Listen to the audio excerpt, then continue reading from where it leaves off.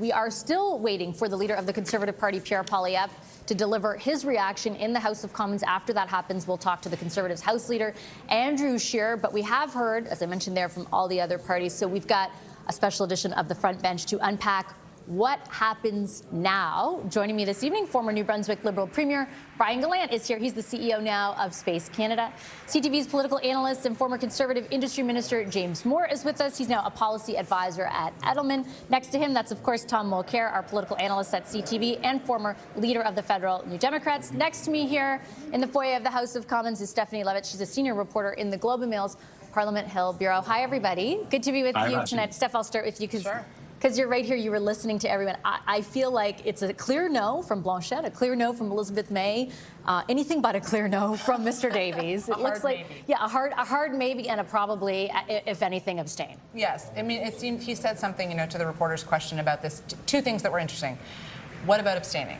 And he made a reference to the fact that maybe there are some MPs in caucus who, for whatever reason, don't want to vote with everybody else in caucus. So that obviously opens a door for some MPs to carry the weight here of saying, you know what, we don't love this budget, we also don't want an election right now. And that's probably the line that's the safest for everybody to walk, because Mr. Davies was also asked the question, how does a party that's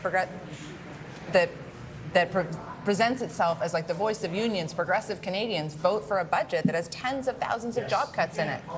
And he explained that they're not actually sure how they're going to do that. Yeah, they're going to meet tonight, Tom, and discuss it.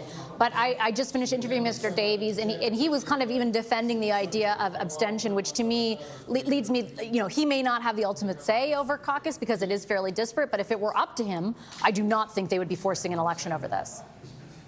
Fair enough, but an accident can happen. And Elizabeth May was so categorical, and it's understandable, getting rid of the tree planting program at a time when we know that just the 2023 wildfires destroyed 8.6 billion trees. Saying that we're getting rid of a program that was seeking to put back 2 billion seems unbelievable, especially since what they're actually cutting, because a lot of it's already committed, is peanuts. So it's a signal that they're sending on the environment. Talking about getting rid of the caps on oil and gas emissions, in case carbon capture and storage works. Hey, you know what, Vashi? Trees are great at capturing carbon. But that's the thing. The NDP is sort of stuck right now. They've got 7 people. And the inference that was just made with regard to the possible split, don't forget, it's their self-description. The 3 women who are the 3 racialized women in caucus felt very hard done by when the party decided that Don Davies was the leader. I don't think that wound is healed from what I've been getting. We're talking about some, MPs from Vancouver, Winnipeg, and Nunavut. And I have a feeling that the 3 of them might be saying, look, we're going to show that our votes count. And they've got, by the way, safer, if such a thing exists, safer NDP riding. So the party is in a bind right now. Don Davies was trying to skate around it. I was also there with Jack Layton. I never heard Jack Layton saying that anybody who abstained was actually doing their job in Parliament. I don't know a single person that in my life who's ever said, I want to go to Parliament so I can abstain. So I think they might have to work on their lines a little bit. James, what do you think about the possibility of an accident happening here? And what's your sort of read on where this goes after hearing from various opposition leaders?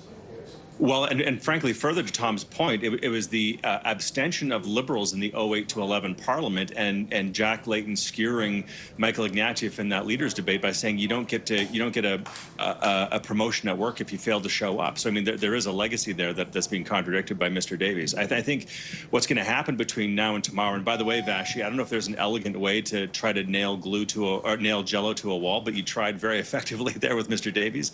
But clearly they don't know where they're going to go. In part because of what Tom just mentioned about the dynamic in the New Democrat caucus, but I also think, I have to think, that the headline issue for progressive voters that Don Davies and the New Democrats want to sort of lasso themselves to, he's going to be looking at the response of CUPE and the Public Service Alliance and those public sector unions across the country and the amount of heat that they're going to have around this budget, because while there's an NDP leadership race going on, New Democrats need to, I think, reflect that heat. And if their opening position of those unions is going to be red hot against Mark Carney and his positioning about those public sector cuts.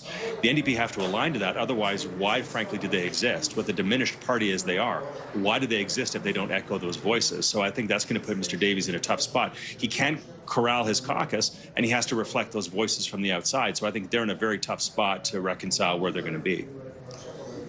Both Mr. Davies and Ms. May, Brian, indicated that they were hopeful there could be post-budget negotiations prior to a vote. What do you think the chances of that are? I think it's possible. I mean, look, I think my colleagues are making great points. I'll make the one that is sort of underlying all of it as well. I mean, I think if a party is seen to throw us into an election, Canadians ain't going to be impressed. I think that would be probably the wrong thing to do at the wrong time, to say the least. People never really like an election, but certainly given the circumstances and how long has gone since the last one, I think people will be quite irritated about that. Nevertheless, you can still find yourself in a campaign. People will kind of posture to try to blame others, and people will ultimately still have to decide who their MPs and by extension their government will be. So you can still fall into an election even if everybody's pretty upset about it. Look, I think the post negotiation can certainly happen.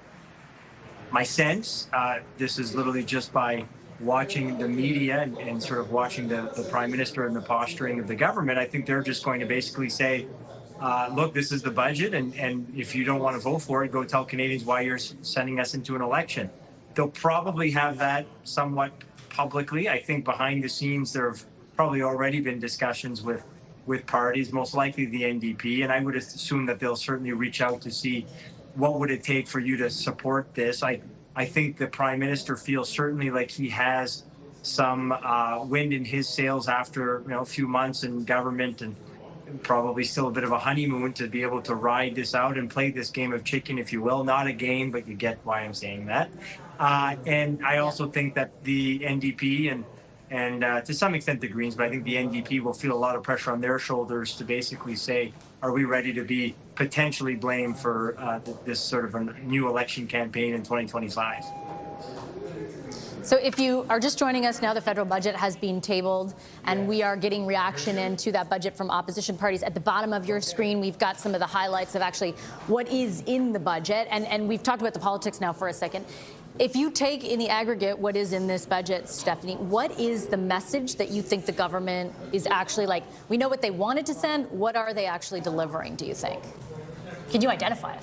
I mean, I would say that there's a high-level takeaway for a lot of people, and it might be this. Over the last decade of Liberal government, the Canadian public has been really conditioned to believe when the government says we're going to transform your life, we're going to change your life, it means we're going to pay for your life. And in this instance, what we have is a government doing sort of the opposite of that. And they are turning to the private sector, and they're saying, your turn. We have done a lot of things over time. We are still going to spend some money, but as the Prime Minister once famously said in his days in the private sector and in the central bank, there's a lot of lazy corporate capital out there, and it's time for you guys to start spending and for us to spend less. That's interesting because it puts a lot of pressure on the corporate Canada to deliver on the promise Mr. Carney is making to Canadians. And if they don't build those new factories, change their production lines, do all of the things that he says is going to juice the Canadian economy, where does that leave him in the end? Well, and he's attaching very specific numbers to that promise, Tom. He's saying $500 billion over 5 years in extra private capital will come into Canada. What do you think of that? That's aspirational, as they like to say, but what I know is that they're promising, and this one they will deliver on, more than $300 billion in new debt on the backs of future generations over the next 5 years, because those are their own numbers, and that's at the very minimum. That's what they're going to be leaving on the backs of future generations. So we're not only leaving them a huge environmental debt, we're leaving them a huge economic debt, and there's no plan to get away from it. One of the problems that I see from a simple, basic political communications point of view, I watched the entry into the House of Commons by both Prime Minister Carney and Finance Minister Champagne, and they were doing the opposite of any good common sense. They were setting the bar so high. And then once he stood up, we just watched Champagne walk under that bar. He never met that bar. None of the promise of generational, transformational spending and change is there. even the stuff about the public service is, well, we'll sort of let the baby boomers retire early and maybe we'll tap into a theoretical surplus in the pension funds to get them out faster. But there's no plan around that. You know, when Paul Martin and Jean Chrétien went after the years of deficit spending that we had, they did it seriously. Here it's just guesswork and, well, let's hope something proper comes of it. That's the problem. That, for me, is the basic flaw in this whole budget process that we've just seen. A lot of that spending's already taken place. That's not their fault. That is fair to say. But at the same time, they haven't done their part of the job, I don't think. Are there too many, to Tom's point, assumptions built into what they're saying this budget will do for Canadians, James? Yeah, I mean, look, there's blocks of funding, especially the bulk of new spending on the defense side. That's defense procurement is a challenge. A lot of that's going to go to salaries as well, and also on the tax incentive side for businesses to invest and reinvest back into the Canadian economy. Again, good policies, but they're going to take a long time to have sort of practical, real application and sense of accomplishment for the economy. By the way, the scale of deficits, I think to Tom's point, the scale of deficits. I was on your show just a couple days ago, Vash, and I quoted the number from the fall economic update. $53 billion per year is what we're paying to service the debt. In the budget that was just tabled today, it's now over $70 billion. Again, to put that number in perspective, if as a revenue stream, you would have to have a 15% GST in this country to draw in the revenue necessary just to pay for the cost of servicing our debt. And that number is only going to grow over time. Another thing I noted, and I think it's worth mentioning as well, Vash, is a clear pivot away from a lot of the policy legacy of Justin Trudeau in this budget, right? We saw it early with the elimination of the consumer carbon tax, the flip-flop backwards on the capital gains tax proposals that Minister Freeland put in place, the emissions caps that have now been reversed on as well. And then there's this admission, like in the budget document itself, it says this, quote, if Canada's productivity growth had matched the United States from 2017 to 2023, the median income of a family of one child would be nearly $11,000 higher. Like just explicitly in the budget saying that the last 10 years have failed. And that's text from a budget being delivered by François-Philippe Champagne, who was a key minister in that government. I don't know how these ministers are going to frankly survive if there's going to be credibility behind the actions of pivoting away from Justin Trudeau's policies, if his ministers are the people who are delivering lines like that. Brian, I'll give you the last word on this, and in particular, the content of the budget. I agree that a lot of this was aimed at sort of embodying what they did during the election campaign, which was try and say, I'm Mark Carney, I'm not Justin Trudeau. Why do you think that would be part of the political purpose of this document? And based on the content, what you've observed so far, do you think they delivered enough on that?